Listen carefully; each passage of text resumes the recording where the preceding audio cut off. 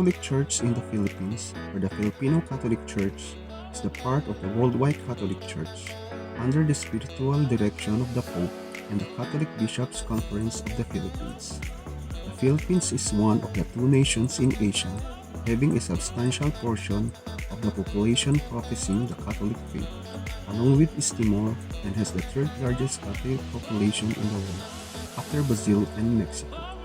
Christianity was first brought to the Philippine Islands by Spanish missionaries and settlers, who arrived in waves beginning in early 16th century in Cebu.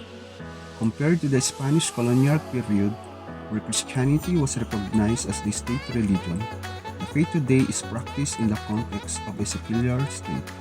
In 2015, it was estimated that 84 million Filipinos, or roughly 82.9% to 85% of the population, profess the Catholic faith. Herewith are some of the lists of famous and beautiful churches you can visit in the Philippines. Churches also give insight on the dominant architectural concepts during its time of construction. Whether you are visiting for a pilgrimage or just appreciating the architecture, this guide has got you covered with the most beautiful churches around the Philippines. San Agustin Church. If you're looking to visit historical churches in the Philippines, this one should be on your list because it's the oldest church in the Philippines that's made of stone. Situated in Manila under the auspices of the Order of St. Augustine, the current San Agustin Church is actually the third to be established on the site. The first was built with bamboo and nip hut in 1571 but destroyed by fire in 1574. The second was wooden but similarly burned down in 1582. The third is one still standing today. In 1993, it became one of the four local Spanish-era churches to be chosen by UNESCO as the World Heritage Site, collectively known as the Baroque Church of the Philippines. Manila Cathedral, formerly known as the Taal Basilica ng Maynila. This old church in the Philippines is a Roman Catholic basilica dedicated to the Blessed Virgin Mary as Our Lady of the Immaculate Conception. It also serves as the seat of the Archbishop of Manila. Originally established in 1571, the eighth and current recondition of the cathedral was completed in 1950. It was renovated and repaired for earthquake retrofitting and subsidence prevention in 2012. This famous church in the Philippines reopened to the public after a complete renovation in 2014. Binondo Church, one of the oldest churches in the Philippines. This one was founded by Dominican priests in 1596. The Binondo Church is also known as the Binor Basilica of St. Lorenzo Ruiz, the first Filipino saint, and Our Lady of the Most Holy Rosary Parish, and has been rebuilt numerous times over the centuries due to constant damage by war and natural disasters. Sporting historic Spanish and European Baroque design elements, the church has retained its original character. However, only the western facade and the octagon belfry that suggests the Chinese culture of the parishioners are what remain from the original structure. Quiapo Church. Quiapo Church is very popular because it is the location of the reputedly miraculous Nuestro Señor Jesus Nazareno, better known as the Black Nazarene, located in downtown Manila in Plaza Miranda. The historical church with a Baroque style was expanded in 1984 to accommodate more devotees. Only its facade with twisted columns and the dome at the transept were retained from its classic design.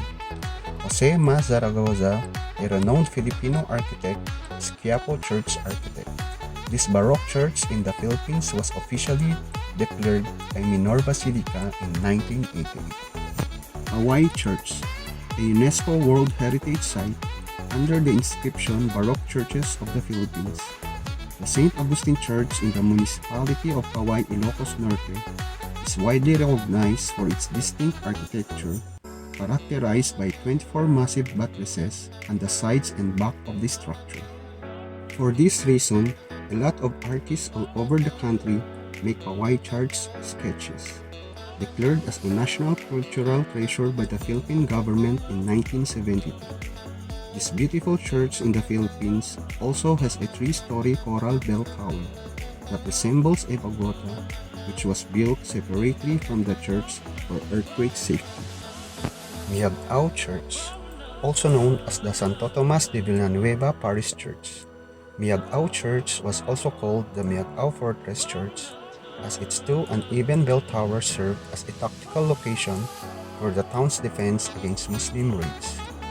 It is one of the Baroque churches of the Philippines declared by UNESCO as a World Heritage Site and contains the limestone image of the Birhen ng Barangay, traditional Filipino clothing recovered from the 1982 excavation, and the original late 1790s image of Saint Tomas of Villanova.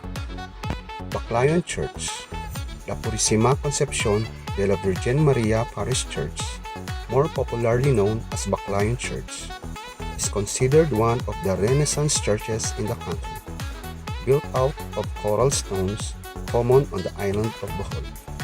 This beautiful church in the Philippines has a cruciform layout with its juncture surmounted by a pyramidal wall. As one of the oldest churches in the country, it was up for addition to the UNESCO World Heritage Sites of the Philippines, but unfortunately sustained extensive damage during the 7.2 magnitude earthquake that struck Bohol and the other parts of Central Visayas in 2013. The restored building opened to the public in 2018, earning a reputation yet again as one of the most beautiful churches in the Philippines. Santo Nino Basilica, officially called Basilica Minore del Santo Nino. The Santo Nino Basilica is recognized as the oldest church in the Philippines. It is the location of the statue depicting the child Jesus, known as the Santo Nino de Cebu, which was discovered by Spanish explorers in 1565.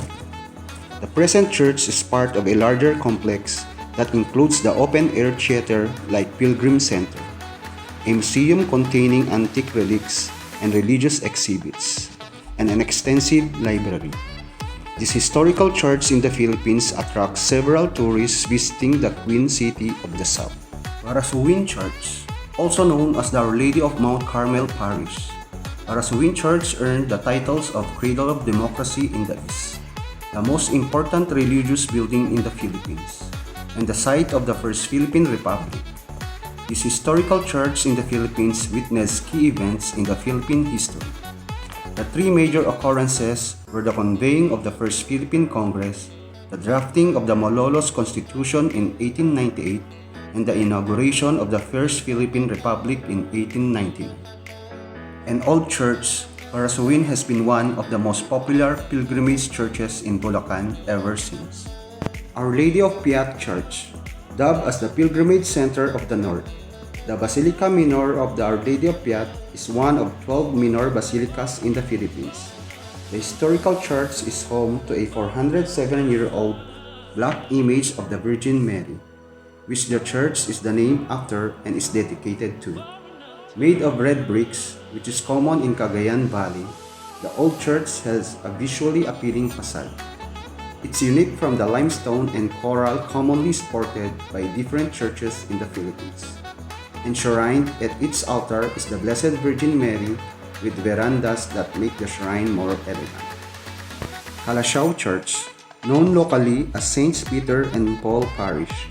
This famous church in the Philippines features Baroque architecture and is declared a National Cultural Treasure by the National Museum of the Philippines and the National Commission for Culture and the Arts. The Spanish colonial-era church is primarily made of bricks or ladrillo with a fortress-like facade designed to withstand revolts and rebellions. Beside it stands Museo Calasiao, a mini-museum housing vintage photos and historical pieces of the Baroque church. Taal Basilica Church, measuring 88.6 meters long and 48 meters wide, the Taal Basilica Church is said to be the biggest church in the Philippines and in Asia. Canonically known as the Minor Basilica of Saint Martin of Tours, the first rendition of the church began being built in 1575, 3 years after the founding of the town of Taal. The present church began its construction in 1856 and has undergone restorations in 1953, 1972, and 2011. Its belfry was rebuilt in 1990. This famous church in the Philippines draws several pilgrims and historical tourists.